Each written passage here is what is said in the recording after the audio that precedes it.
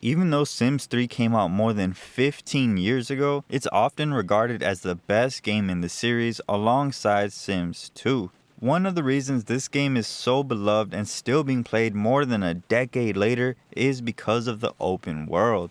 No other game in the series has it, and with Sims 4 potentially being the last game in the series, it may be the only Sims game to ever come with this feature. So let's look at the open world in Sims 3 and how it led to some of the most immersive and engaging gameplay in the franchise.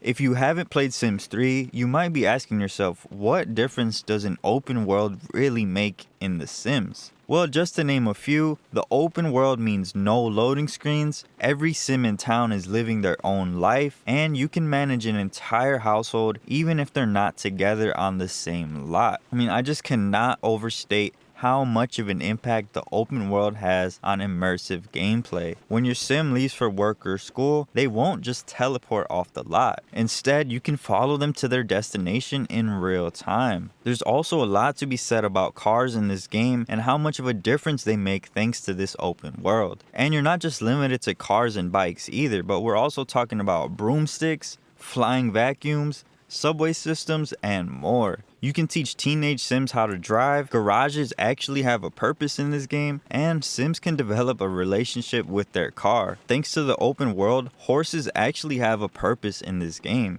You can ride them around town if you really wanted to.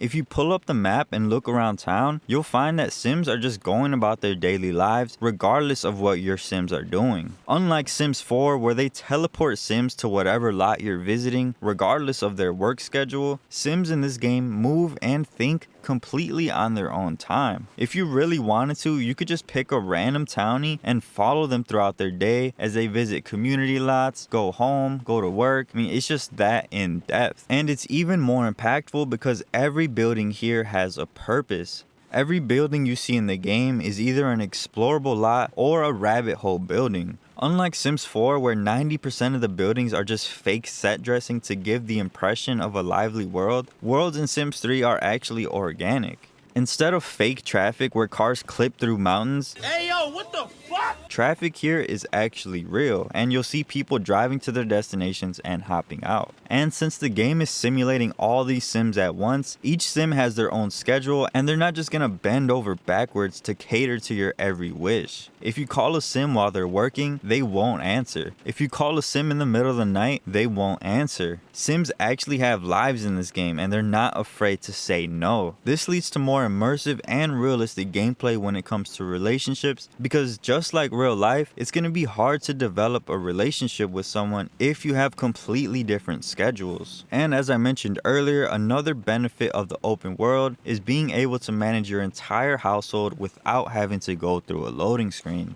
So if I'm out on the town and I want to switch over to my Sim who's at home, the camera just jumps over to them in real time. The open world lends itself to more realistic gameplay by allowing your Sims to do things like drive to the store to shop for groceries. You can go do your laundry at the laundromat. If you work as a firefighter, you'll actually hop in the fire truck and drive to the fire. The interior designer career is actually fun in this game because you're not getting hit with a loading screen every time you go to and from each house. And you don't have to take those dumbass before and after pics. Ugh. University gameplay is extremely engaging because you can go anywhere on campus without a loading screen, which makes this my favorite university pack across the entire Sims series. This style of gameplay encourages you to get out and explore the town, whereas the excessive loading screens in Sims 4 and having to flip through 4 different worlds just to find the lot you're looking for only encourages you to stay in the house. There's also something to be said about the massive size of the open worlds we have in Sims 3.